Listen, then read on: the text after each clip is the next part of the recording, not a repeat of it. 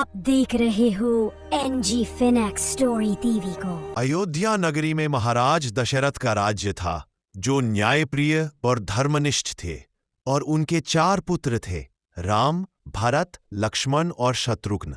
इन चारों में सबसे बड़े राम थे, जो हमेशा सत्य, धर्म और करुणा के मार्ग पर चलते थे।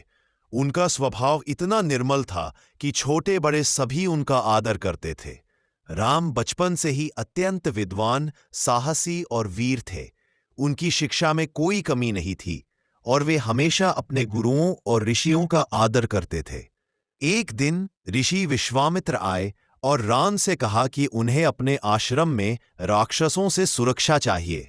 राम और लक्ष्मण ने बिना किसी संकोच के ऋषि के साथ यात्रा शुरू की। वन में उन्होंने अनेक राक्षसों का नाश किया और धर्म की रक्षा की।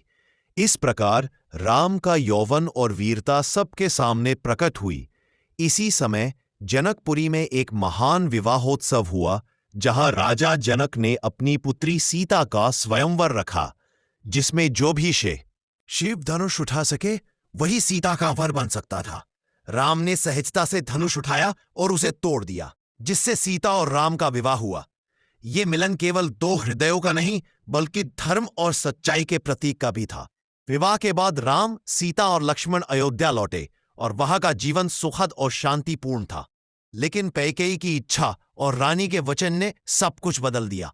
जब दशरथ ने राम का राज तिलक करने की योजना बनाई, तब कैकेयी ने अपने 2 वचन याद दिलाए, जिससे राम को 14 वर्ष का वनवास स्वीकार करना पड़ा। राम ने बिना किसी क्रोध या विरोध के पिता की आज्ञा मानी और सीता तथा लक्ष्मण के साथ वनवास के लिए चले गए। वन में उन्होंने कठिनाइयां सहन की, अनेक राक्षसों का वध किया और धर्म की रक्षा की। इस समय लंका के रावण ने छलपूर्वक माता सीता का हरण किया, जिससे राम का जीवन और भी चुनौतीपूर्ण हो गया। राम ने दुख में भी धैर्य नहीं खोया और वानरराज सुग्रीव के सहयोग से हनुमान, जाम्बवंत और कई वानरों की सेना जुटाई। उन्होंने समुद्र के पार लंका तक सेतु बनाया, युद्ध किया और रावण का वध कर सीता को मुक्त कराया।